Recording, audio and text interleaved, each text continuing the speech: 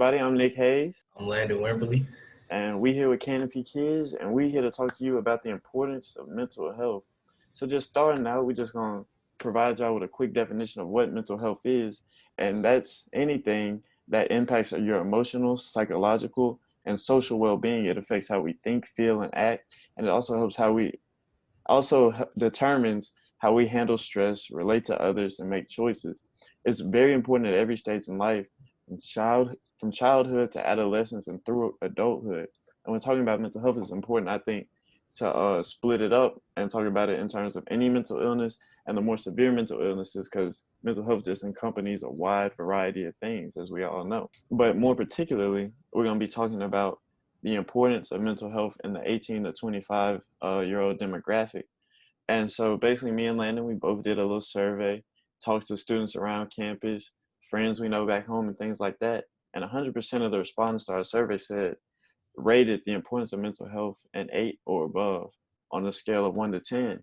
And so when talking about the importance of mental health, 1 in 5 people in the U.S. are affected by some type of mental illness. However, that number raises up when you go to college-age students.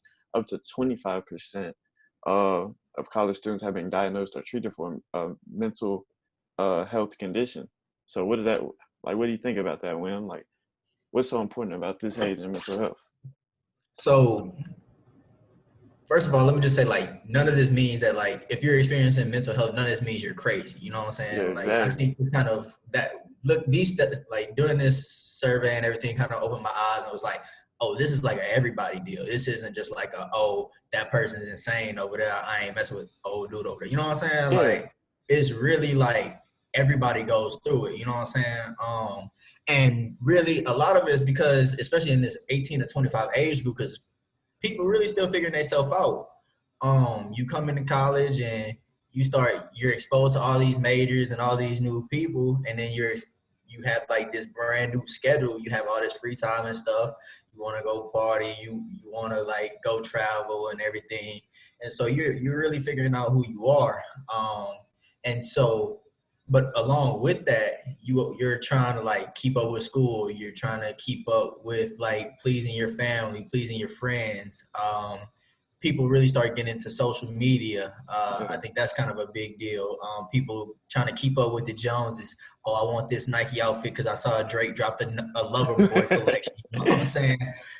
So everybody's like trying to keep up with each other, and so we start comparing ourselves to other people, and you don't know what that other person's situation is. That person's situation could be worse, and you just don't know it because on yeah, Instagram everything look fire, and so I think that that's part of why you start to see some of these like serious mental health issues start developing because people aren't talking about it. They're trying to keep up with so and so yeah. when so and so got their own problems. So and they're not telling anybody that they have these problems. So it's just starting to build up inside of them. And so that's what can drive you crazy. That doesn't necessarily mean you are crazy, but if you keep these things bottled up, it can tend to drive you crazy. Yeah. You think that you completely lost your mind. Exactly. And, just to provide some numbers to go with what you were talking about, 2019, the American College Health Association found that 87% of college students felt overwhelmed by all they had to do. You talking about coming to a new environment that is college and just all the new, just everything that comes with it, all the new pressures that come with college. 87% of college students said they felt overwhelmed. 66% of college students said they felt overwhelming anxiety. You know, and I know, we both been in those situations where you got a test Friday and it's like, oh man, I was playing the game Monday through Thursday, got a test. I don't know what I'm gonna do and I'm not prepared. So we Right. all know that feeling. And then 56% of college students said that they felt things were hopeless. And that's kind of situation we want to avoid. And that kind of goes with what you were saying about bottling things up. And so before we get more into those pressures, I just want to provide y'all with a quote that the dean of students here at the school we go to, Dean Brown, said. He said, "There's a lot of pressure on students to perform academically. To do well, it's a lot of pressure to be the first person in the family to go to college. And a lot of students put a lot of pressure on themselves. Plus, you're away from home for the first time. You're managing relationships, you're gaining independence, and you're developing more mature relationships." So talking about going more into these pressures, I just want to hear, like some of the pressures that are most prevalent on college campuses. I know you kind of hit on them a little bit, but like go in detail. Tell us about your experiences, the people you interviewed experiences, the things like that. Really kind of stuck out, and I think it stuck out in your surveys and research too. Race was one of the biggest things. So one of the guys I interviewed, he had a situation where there was a student, a white student, that called him the N-word, and that put him in shock because nobody had ever just blatantly to his face called him that. And so and that makes you start to question yourself. And so going to a PWI is really like, oh, who can I trust? Because it's not a lot of African American and minority students here. So you're really trying to like find a group of people that you can feel comfortable around. And that was kind of hard to do coming in. Luckily, I like had some friends and stuff on the football team that I was able to make pretty quickly. And luckily, like they've started the men organization and everything to kind of help with that.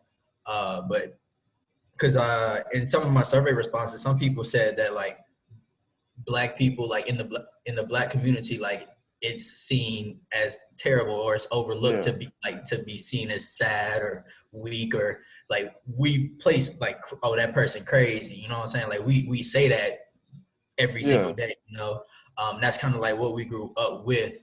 And so I think that's like one of the biggest things, like I said, especially going to this PWI, because it's not many of us. So we really got to try and stick together and try to like advance ourselves. And people try to say like, oh, don't bring race into it or whatever, but it's real, it's there. I went to high school on the Mississippi Gulf Coast, so there was a lot more white students in my town of Pasco-Shan. And so, they country guys got them lifted trucks and everything. So, they, man, it was quite the experience, especially like, Mississippi used to have the rebel flag and everything, rebel symbol in their flag. And so even little things, or not necessarily a little thing, but just changing the flag makes you feel more welcomed. I know we just voted on a flag to finally change it and stuff. So stuff like that helps you feel more welcome. And Millsaps has tried to do a better job of like bringing in like diversity. They do things like Diwali and stuff, trying to like bring in that cultural aspect. Because I feel like race is something that makes you who you are. You could try to hide it if you want to, but I can't take this off. You know what I'm saying? It's going to be there for me. Especially like in past years when you kind of like see things in the news of our people being killed and everything. So I think it definitely like is hard on the mind trying to stay positive. Cause like I said, you can't take this off. And I know a lot of people who are going to be like seeing this are probably look like us. So they kind of like look to us for these kind of things. So. Yeah, and I think that's like that idea of race is especially important for this 18 to 25 demographic we're talking about, because as you all know, like 18 to 25, that's kind of when you find out who you are as a person, you know what I'm saying? So all those complexities of race, I think those play a huge factor into a person's mental health. But I think another factor that doesn't get talked about enough is just like that transition to adulthood. You know what I'm saying? Because this is something that everybody's going through, bro. Because you go from being in high school, living with your parents, then you come to college and you own your own. Maybe, you still talk to your parents and things like that. They might still send you money, but essentially you're on your own. You got to figure out what you're going to do 24 hours a day. And that's a lot of responsibility that could be new for somebody who isn't used to it. And then also with that transition to adulthood, you talk about college, 4 years. Like, I don't know, like, how everybody is, but I know a lot of people, like, they're not thinking about just these 4 years of college. They're thinking about those 40 years after college. Like, what I'm going to do for my career, how I'm going to set that up while I'm in college. And I feel like that's just a lot of pressures that, are placed on you when you're in that age. You know what I'm saying? But I still feel like, even though these are pressures, like, this is something that everybody's going through. You look around a college campus, I guarantee you everybody's going through something, bro. Whether they say it or not, everybody's going through something. For sure. Yeah, nobody's life is perfect, man. Exactly. And if it is, I mean, if it looks perfect, they did a great job of editing. They did a great job. Yeah, and so, just talking about it some more, like, I feel like a lot of people don't talk about it because of kind of these negative stigmas, that kind of surround mental health, considering, like you said earlier, if you got a mental health problem, you weak, crazy, those kinds of things. And I feel like something has to be done to, get those negative stigmas out the way. So I just want to see, like, what do you think is the biggest step towards getting rid of those negative stigmas? Um, some of it is like just working on self-confidence. So it really knowing who you are. So one time, the LGBTQ plus community had like their flag out in the bowl, like underneath the tent. Mm. And so, I'm sitting underneath there, and I got respect for people in the LGBTQ Yeah, community, but I'm not LGBTQ, but they're people, they live their own lives, and I have respect for them. And somebody, they come up to me and they're like, "Hey, what you sitting under this flag for?" And it's like, well, I know who I am. Like, I know what I like, and I know who I am, and I yeah, know like what these people, like who these people want to be, like who they are and everything. And I respect that. So it's like, I ain't worried about like what's behind me. Like yeah, I like this flag isn't who I am, but I'm not gonna disrespect their flag. That's their thing. So I have a self confidence of myself to where it's like, oh, if I'm hurt, I'm gonna let somebody know. yeah, Like I'm not really afraid to go talk about it. Not necessarily saying that it's easy, but yeah, it's a little bit better in for me because I know who I am. I know that like if I start bawling, crying right now because I'm mourning the loss of my grandfather who died my senior year of high school, that's mm, not going to change who I am as a person. You know what I'm yeah, saying? That doesn't make me any weaker. You know what I'm saying? Like I'm yeah, gonna still right, wake up and go to workouts in the morning, be on the football team. I'm yeah, still, a tough guy and I could take a lot, but at the end of the day, like I'm a human being. yeah. So just kind of understanding who you are is kind of like that first step um, I, in reducing the pain of these stigmas. yeah, and I think that self-confidence thing is huge because I think that goes a long way and it encompasses a lot of different things. So in order to have that self-confidence, first of all, you just got to realize that, like we keep saying, like these are things that everybody goes through. And so I feel like, by continued education about mental health, continued, continuing to provide resources for people who deal with mental health, making the topic of mental health just more prevalent, I feel like it'd be easier for people to get that self-confidence and be like, hey, these stigmas aren't talking about me. I can feel confident in going to a therapist, going to somebody just to talk about my mental health. And that's really what we want to do here is, make people confident and willing to talk about their mental health because it's never good to ball it up. You know what I'm saying? And so what are some good positive outlets to just, deal with your mental health? So one thing I've kind of picked up on, I went out and I got a baseball bat and some baseballs, and I like to Yeah. go out to the little field and just hit because there's nothing like the sound of that wood hitting that ball and just cracking a couple dingers. You know what I'm saying? Go yard a couple times, and it's really relaxing. Just being outside when it's nice and sunny. Yeah. Being from the Gulf Coast, I'm not outside too much now that it's starting to get colder.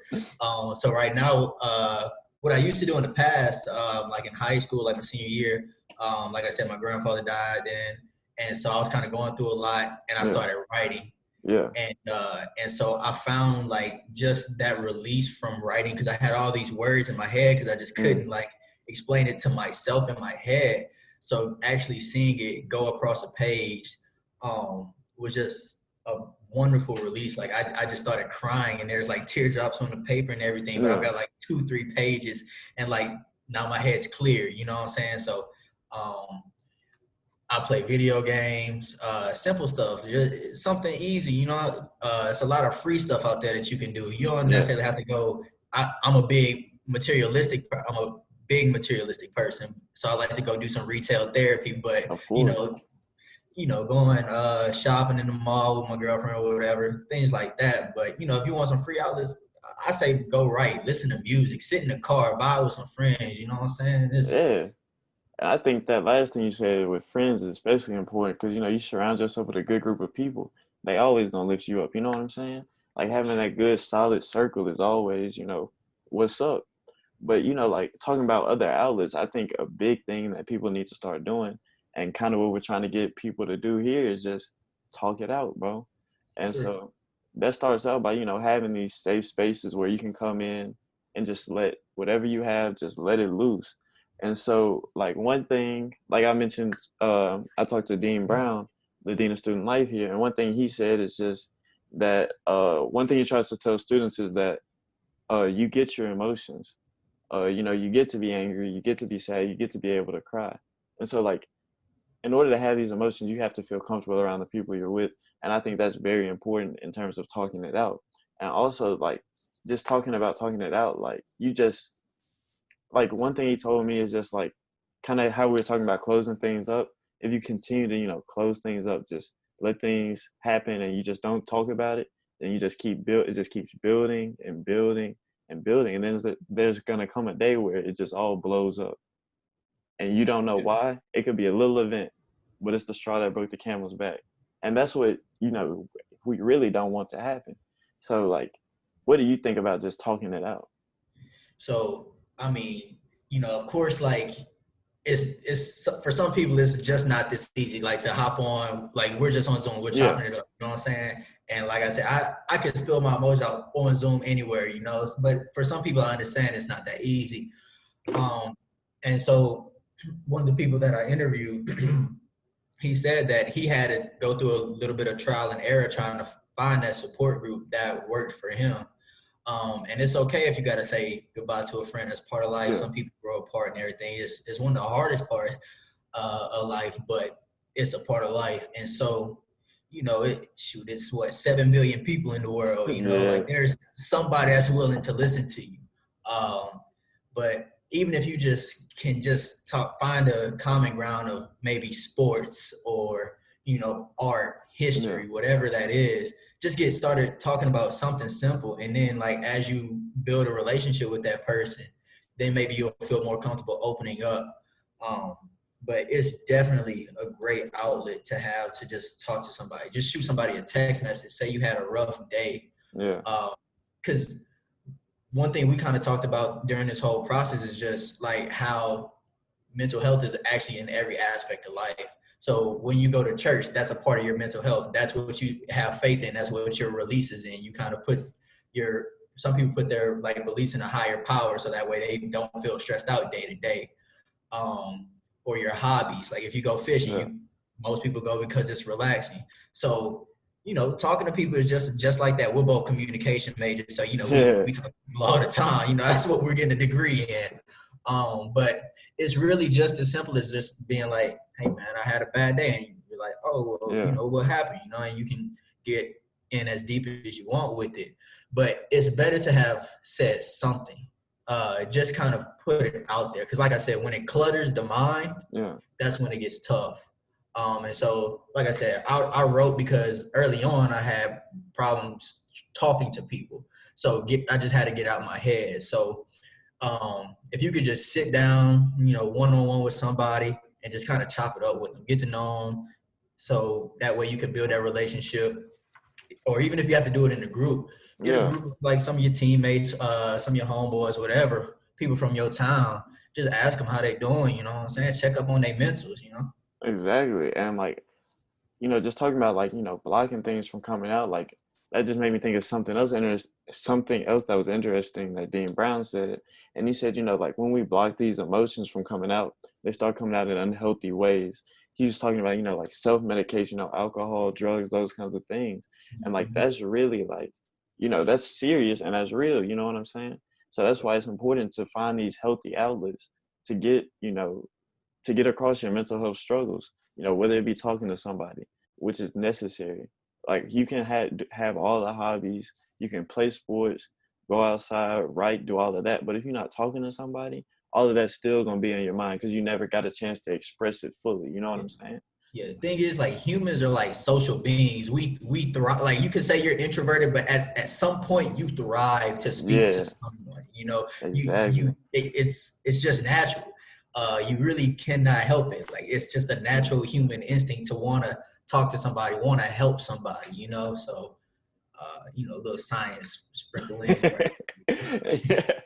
So I mean, like, I feel like, of course, talking about mental health is necessary, but it's not always easy, like you said. And so, like, I feel like you just really have to find a way to make yourself comfortable in talking about mental health. So in the survey we ran, about 67% of respondents said they speak to somebody about their mental health. About 55% said they sought mental health help from a therapist or a counselor. But, kind of just talking about how to feel comfortable in talking about mental health. I feel like comfortable is different for everybody. You know what I'm saying? So like I know for me, like I'm most comfortable talking to my friends. I'd rather not talk to my family. I'd rather talk to my friends because a less judgmental atmosphere. So Mm-hmm. like I know you had an interesting story about like just how to feel comfortable in talking about mental health. So like you'll tell that story. He was kind of the guy I interviewed, Derek, senior at Millsaps. So he went to a counselor. He like finally kind of broke through that barrier and like set up a counseling appointment. And he finally got to the meeting and he didn't click with this professor Mm, for whatever reason. Um, and so, a lot of people think that, it's a one and done kind of deal. Like, yeah. there's nobody that can help me because this person is like a paid professional and they couldn't help me. And so thankfully, like Derek realized that that wasn't the case. Uh, He kind of went back to the administration and they were like, hey, like, it didn't work. He did it in a respectful way. He wasn't yeah. like, oh, she was terrible, she sucked, or whatever. It was a very kind of respectful kind of deal. It was like, it just didn't work out, you know? Um, and so they were able to find someone kind of like of the same race, kind of like a little bit younger, kind of Yeah. understood a little bit better of what a college student was kind of going through, like for this decade, Uh, Um, so, and then, so now that he was like able to go to that person, he's a little bit more comfortable going in and speaking with them. And like I said, he realized it wasn't just a one and done thing. He realized that there were other people to talk to. There are other counselors that he could go to. And so I think that's something that people need to realize. And it's kind of hard in some environments because I know a lot of like, if you're 18, you're probably still, probably wrapping up high school. So it's kind of tough because you had one counselor that was for like yeah. everybody at the school. And some people don't have the means to go seek an outside counselor.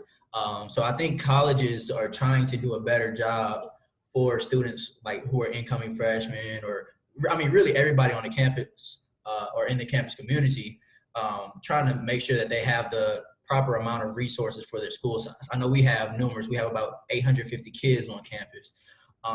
So we have multiple counselors. So that way, Yeah. like, nobody's schedule is overloaded. You always have like different people to talk to. And luckily, another thing is like professors and stuff also kind of help. Like Yeah. I've had professors email me to check up on me. They want us to reach out to them. And that's kind of like, I'm not trying to sell Millsaps to anybody, but that's kind of like one of the perks of going to a smaller school. But even at larger schools, they do have like counselors for the Yes. proper amount of students that they have. Yeah. And just talking it out, like it's important to note that, if you feel comfortable in seeing a counselor, see a counselor. It's just important that you go out and talk to somebody about your mental health, no matter who it is, somebody you can feel comfortable with. But when I was doing my interviews, like three common themes came up in terms of, like how to feel comfortable in talking about your mental health. And those three were mutual vulnerability. Like, like I tell you something about me, you tell me something about you, you know what I'm saying? Kind of like to see that me and you are kind of going through the same things and we can relate. And that kind of goes into the second thing, which is relatability. Like, whether that be in age, race, whatever, like I have to be able to relate to you and you have to be able to relate to me to see what I'm really going through. And then my last thing was just kind of like, the last thing I noticed was just a conversational tone. Nobody wants to just go in and just like kind of be looked down upon because they're coming in, or judged because they're coming in. They just want to be able to come in and talk about what's going on. Like some people, like one person I interviewed said, like they just want to be able to come in and vent. Like they don't even want the other person to say anything. They just want to be able to come in, lay all their problems out, and then they can feel good because they got it out of their heads. You know what I'm saying? They got a chance to express what they're feeling. Yeah. And so some things is like some kind of like to kind of like avoid just kind of creating tension with a person when they're trying to vent. It's Yeah. like, don't try to like make their problem seem like less of a problem. You know what I'm Yeah. saying? Like, don't be like, oh well, like if their dog died, don't be like, oh well, like I had failed a test. You know what I'm saying? Like, don't try Yeah. to like compare problems. Like that doesn't help anybody.